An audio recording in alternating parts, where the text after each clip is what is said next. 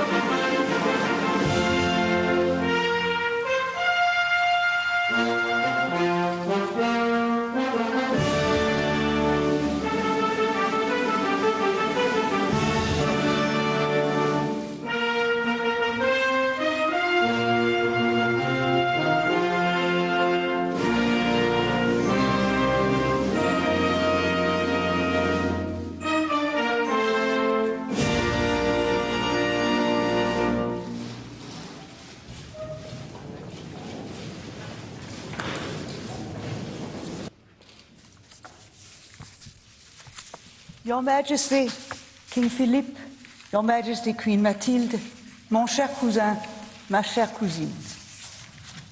It is indeed a pleasure shared by all my family and all Danes to welcome Their Majesty, the King and Queen of the Belgians. Denmark and Belgium share a profound and close friendship. Our two nations established diplomatic relations in 1837, and so this year we can celebrate 180 years of close cooperation.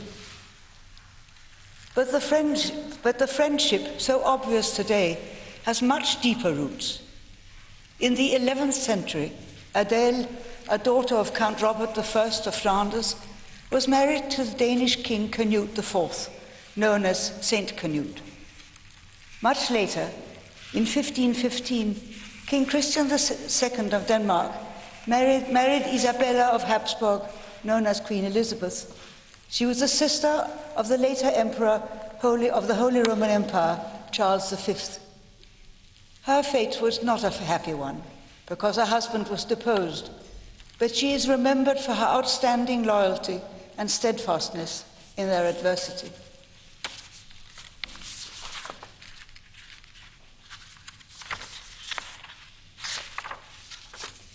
However, in our times, the relations, not least between our two royal houses, are very close indeed.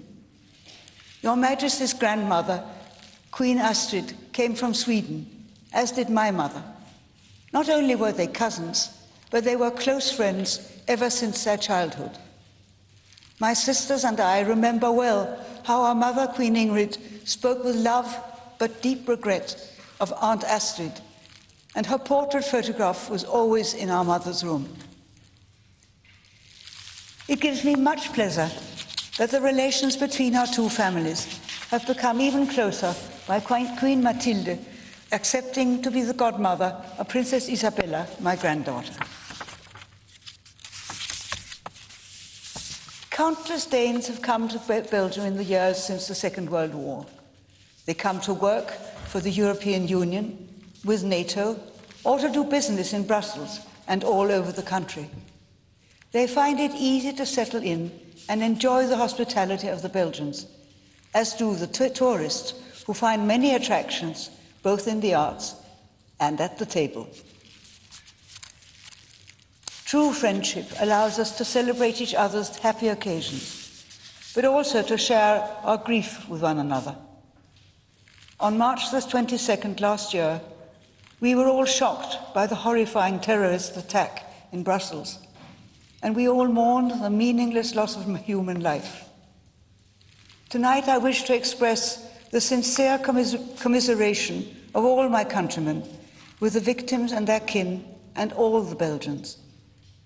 In this spirit, Denmark and Belgium stand together in the cause of tolerance and respect, freedom and democracy. We live in a changing world with many dividing forces. In times like these, we must remind ourselves of what unites us.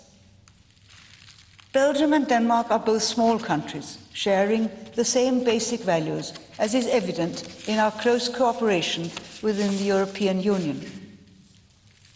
Although we may not agree on everything, we respect each other's differences of opinion when we encounter them and work hard to find the best compromises. I believe this is something that Belgians and Danes have in common and which has stood us in good stead throughout our histories.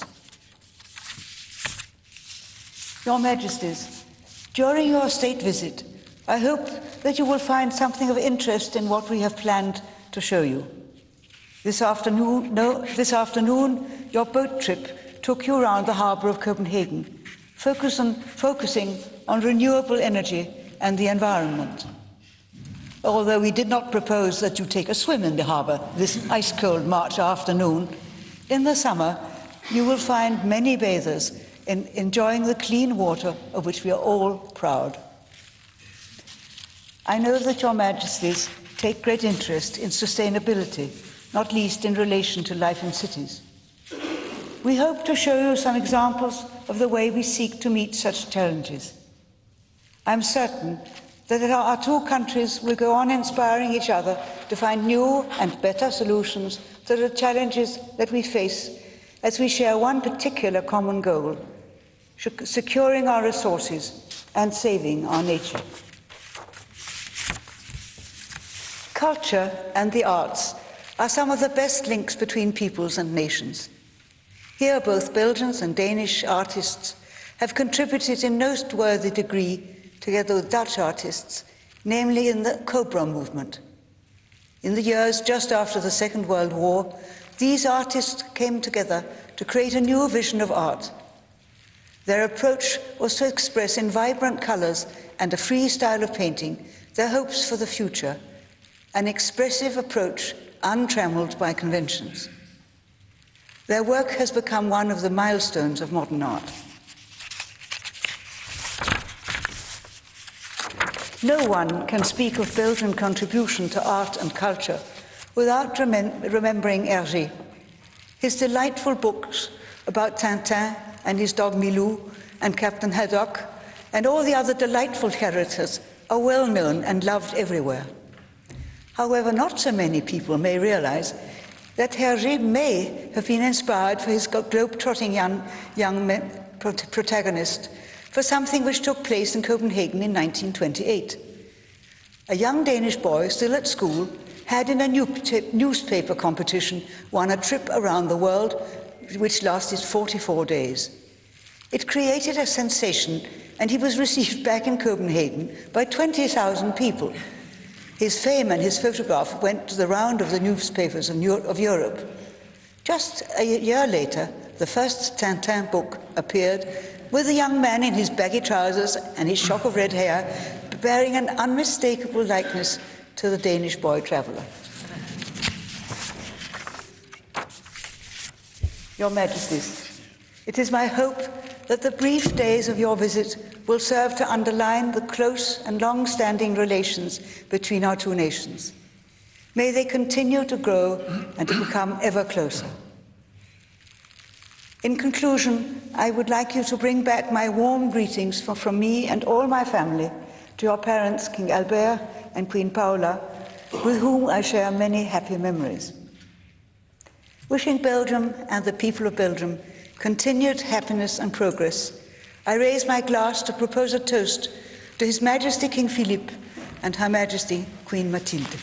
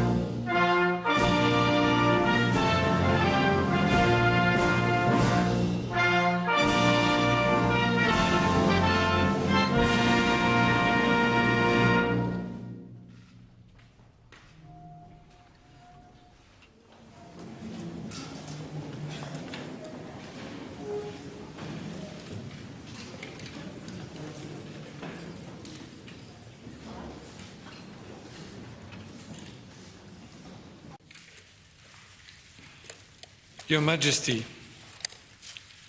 Queen Mathilde and I would like to thank you for your warm welcome and for the kind words addressed to us. Our visit comes at a time when your family is in mourning. We are very sorry for your loss. Our thoughts today are with your sister, Princess Benedict, in particular. Your Majesty, this state visit is an opportunity to discover even more of your beautiful country. 40 years ago, 4 years after your proclamation as Queen, you were received for your first state visit to Belgium by my uncle, King Baudouin. Today, 4 years after my own accession, you welcome us in Denmark. We have close family ties, in particular through my grandmother, Queen Astrid, and there has been sincere friendship between our families since a long time. We have known you as a queen with vast experience, close to your fellow citizens, and who is highly respected. In addition to your renowned artistic talent, your rich personality reflects both a deep respect for the traditions of your country and an outlook towards the future. Your Majesty, Royal Highnesses, ladies and gentlemen, Denmark successfully combines tradition and modernity. The distinction and splendor with which you have received us also illustrates this sense of tradition. But at the same time, your country has emerged as a pioneer in the area of technical progress and a forerunner in defending major global causes.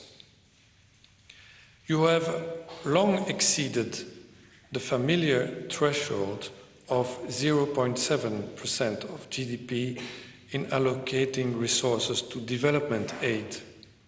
You actively contribute towards peacekeeping. With your high level of renewable energy, you are at the forefront of the fight against global warming. Your capital city, which was a European Green Capital in 2014, is a model of urban organization. This dynamism has long been your hallmark.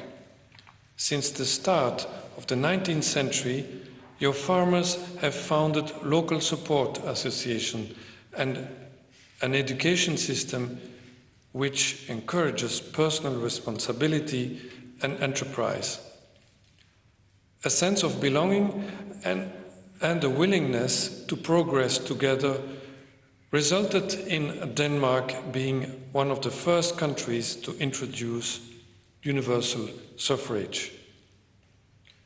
For you, modernity is a tradition. Ladies and gentlemen, Belgium and Denmark may be different, but we also have a lot in common in many areas.